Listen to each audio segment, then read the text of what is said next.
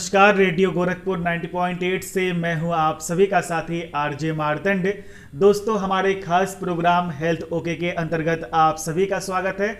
और health okay के इस सीरीज में हमारे साथ बातचीत करने के लिए मौजूद है गोरखपुर की मशहूर स्त्री एवं प्रसूति रोग विशेषज्ञ, पंचकर्मा शारकर्मा विधि की विशेषज्ञ डॉक्टर सविता ओझा जी।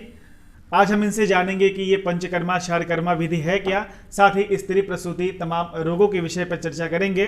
तो डॉक्टर साहिबा, सबसे पहले तो आपका बहुत बहुत स्वागत है हमारे इस खास प्रोग्राम में। हाँ, नमस्कार दोस्तों, मैं डॉक्टर सविता ओझा। 90.8 के श्रोताओं को सभी को मेरा स्वागत है जी। मैडम, हम आपसे जानना चाहेंगे कि ये पंचकर्म और शारकर्म विधि है क्या। इसके बारे में जितने भी हमें सुन रहे हैं, जितने भी हमें देख रहे हैं, उन तमाम हमारे दोस्तों को बताएं।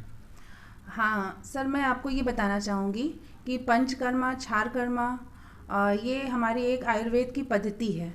मैं आयुर्वेद से ग्रेजुएट हूँ और पंचकर्मा और क्षारकर्मा विशेषज्ञ हूँ। साथ में मैं स्त्री प्रसूति और बांझपन विशेषज्ञ भी हूँ। जैसे सर ने पूछा है कि पंचकर्मा क्या है, पूरे शरीर को शुद्ध करना ही पंचकर्मा का एक मेन मोटो होता है।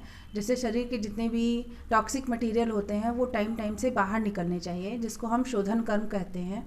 जिससे कि हम पंचकर्मा से ये शोधन कर्म हम अलग से तरीके से कराते हैं। पंचकर्मा से हम ये कराते हैं। तो पंचकर्मा होता है ये कि पूरे शरीर का शुद्धि हो जाती है। जैसे कि एक गाड़ी की ओवरहॉलिंग हम साल में 2 बार कराते हैं, उसी तरह अपने शरीर को भी हम अपने पूरे टॉक्सिक मटेरियल ज़रूरी होता है बाहर निकलना, जो कि पंचकर्मा विधि से होता है। जी, आपने बहुत अच्छा उदाहरण दिया कि जिस तरीके से हम गाड़ियों की सर्विसिंग कराते हैं, उसीलिए पंचकर्मा विधि द्वारा शरीर की भी सर्विसिंग बहुत ही ज़रूरी होती है। क्योंकि शरीर एक ऐसा हथियार है, बिना शरीर के कुछ भी नहीं। शरीर स्वास्थ्य मजबूत तो सब कुछ मजबूत। हेल्थ इज वेल्थ, जैसा कि कहा जाता है। अच्छा मैडम, पंचकर्मा विधि में क्या क्या शामिल है? ये बड़ा रोचक लग रहा है सुनने में।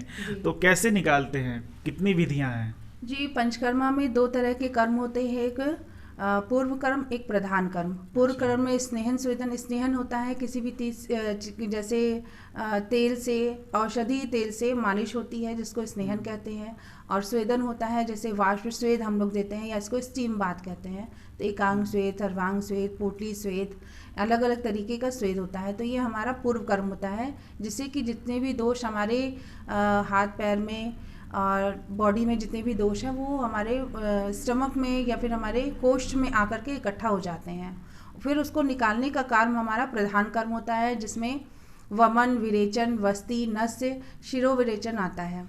वमन होता है उल्टियत कराना, उल्टी दवाइयों के द्वारा कराया जाता है। विरेचन होता है लूज मोशन, जिसको एक बार दवाइयों के द्वारा हम लोग लूज मोशन कराते हैं, जिससे कि जितने भी पित्तज विकार, पित्त होता है वो निकल जाता है। वमन से कफज विकार खत्म होता है और वस्ति से वात विकार खत्म होता है।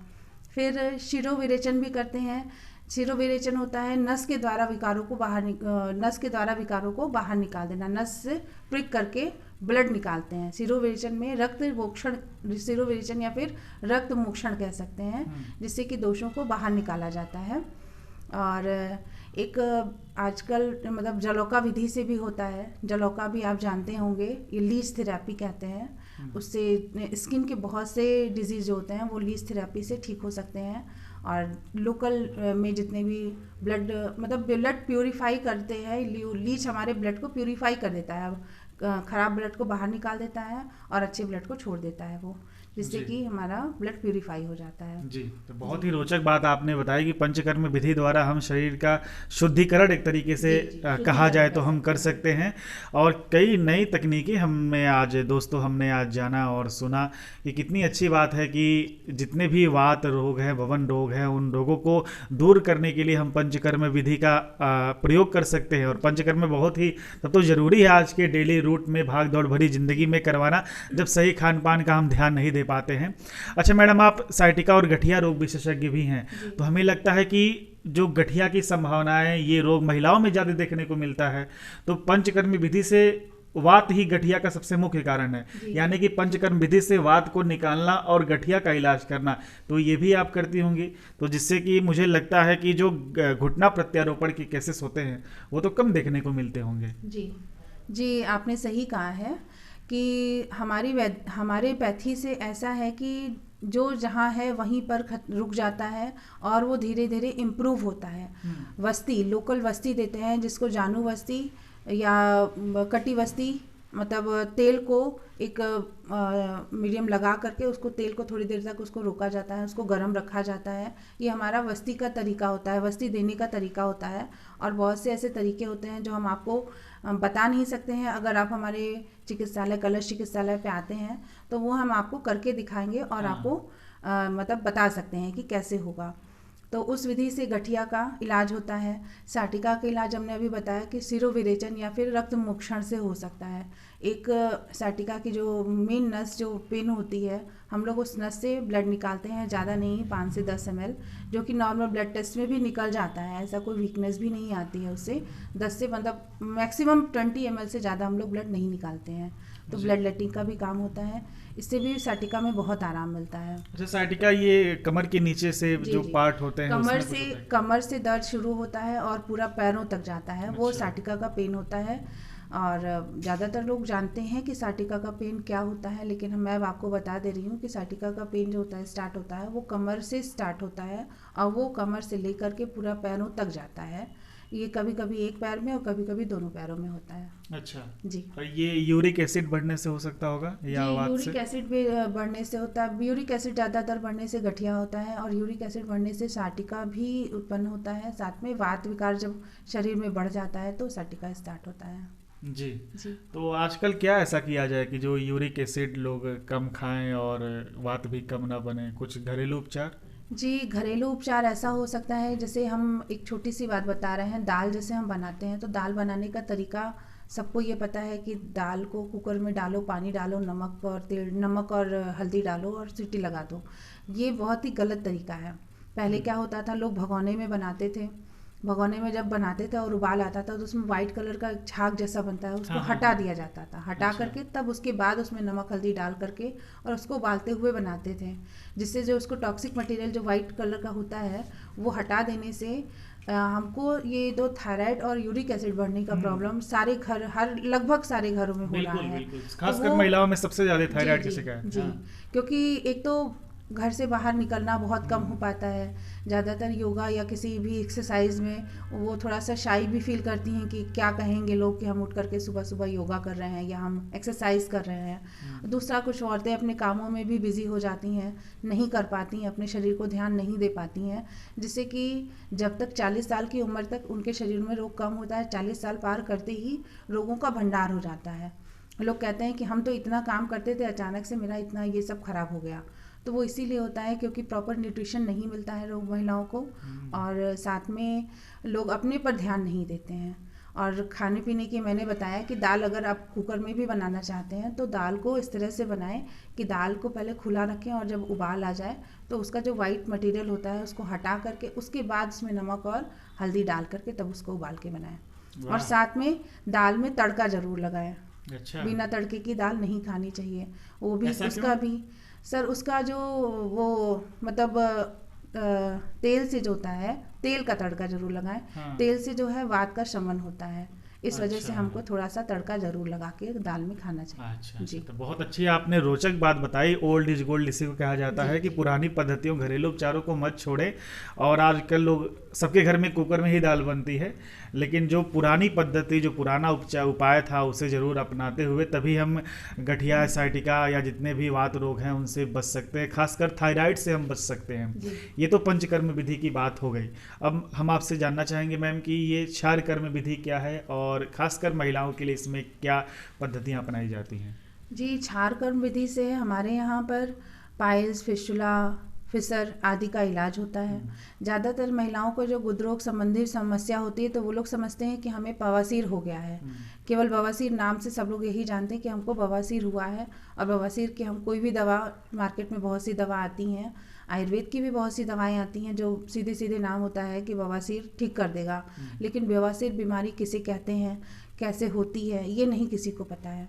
खाली अगर हमें गुदरोग में दर्द है, ब्लीडिंग हो रही है तो हमें बवासीर हो गया है, नहीं, ऐसा नहीं होता है। बहुत सी बीमारियां होती हैं। ज़्यादातर महिलाओं को फिसर होता है। फिशर एक बीमारी है जो कि गुद मार्ग कट जाता है और वहाँ से दर्द, लैट्रिन करते समय बहुत ज़्यादा दर्द होता है और ब्लीडिंग भी होती है। लोग उसको बवासीर समझ करके उसका इलाज कराते रहते हैं और वो दूसरे बीमारी में बदल जाता है, दूसरी तरह की बीमारी में बदल जाता है। तो सबसे ज़्यादा दिक्कत महिलाओं में इसलिए होती है क्योंकि महिलाएं को अगर ये थोड़ी मोड़ दिक्कतें होती हैं तो वो दूसरों से बताने में बहुत ज़्यादा शर्म करती हैं, नहीं बताना चाहती हैं कि हमको ये परेशानी है। अगर वो अपने घर में महिलाओं से कहती हैं तो सब लोग ये कह के टाल देते हैं कि अरे तुम काहे परेशान हो रही हो, और भी लोगों को इस तरह की बीमारियाँ होती हैं। अच्छा, आप बांझपन रोग विशेषज्ञ भी हैं, तो आजकल बांझपन की ज़्यादा शिकायतें महिलाओं में देखने को मिल रही हैं, तो इस पर आप क्या कहना चाहेंगी? जी, महिलाओं को बांझपन इसलिए होता है क्योंकि आजकल जो मैंने आपसे पहले ही बताया है कि पंचकर्मा क्या होता है। पंचकर्मा एक रूटीन वर्क है जिससे कि शरीर की सारी टॉक्सिक मटेरियल बाहर निकलना ज़रूरी होता है। लेकिन आजकल जो महिलाएं हैं, काम करने में इनएक्टिविटी होती है, पूरे शरीर को इनएक्टिव बना दिया गया है। इनएक्टिव इस तरह से नहीं बना दिया कि वो काम नहीं करती हैं, काम करती भी हैं तो मशीनों पे ज़्यादा डिपेंड रहती हैं, जैसे चटनी पीसने के लिए मिक्सर का इस्तेमाल, कपड़ा धुलने के लिए वॉशिंग मशीन का इस्तेमाल, ठीक है ना। तो हर चीज़ का मतलब मशीन युग आ गया है। मशीन युग होने से हमारे शरीर का उपयोग ही बहुत कम हो पाता है और ज़्यादातर बाहर की चीज़ों का इस्तेमाल, मैगी, चाउमीन, फास्ट फूड सबसे ज़्यादा PCODs के कारण, वो मोटापा का कारण फास्ट फूड है, जो कि हमारे जो उसका कोलेस्ट्रॉल होता है, वो गंदगी होती है, वो जाकर के यूट्रस पे जमा हो जाती है जिससे कि वो ट्यूबल ब्लॉकेज हो जाता है और मेंसेस टाइम से नहीं आते हैं, थायराइड की प्रॉब्लम हो जाती है, मोटापा बढ़ता है।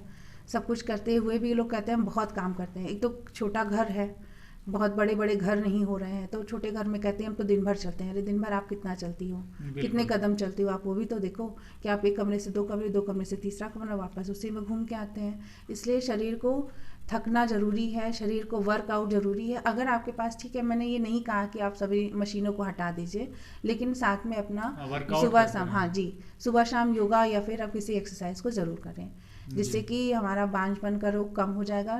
गांव में ऐसी समस्या बहुत ही कम होता है, लेकिन शहरों में ये समस्या बढ़ती जा रही है। शहरों में बढ़ती जा रही है, हाँ, और खासकर देख रहे हैं जो अब चाइल्ड भी बर्न हो रहे हैं तो वो ऑपरेशन के थ्रू ज़्यादा हो रहे हैं, नॉर्मल कम केसेस देखने को मिल रहे हैं। इसका यही कारण है क्योंकि गाँव में महिलाएं बहुत ज़्यादा वर्क करती हैं, वो बाहर का भी सब काम करती हैं, घर का भी सारा काम करती हैं, मशीनों पे कम निर्भर रहती हैं। गाँव में उतना ज़्यादा सुविधाएं नहीं रहती हैं, तो उस तरह से उनको कोई समस्या नहीं होती है। मतलब गांव में इसका परसेंटेज बहुत कम होता है, लेकिन शहरों में इसका परसेंटेज बढ़ता जा रहा है ड्यू टू इनएक्टिविटी। जी, यानी कि एक्टिव होना पड़ेगा तभी बांझपन और नॉर्मल डिलीवरी हो सके, ऐसा हम इससे बच सकते हैं और कर सकते हैं।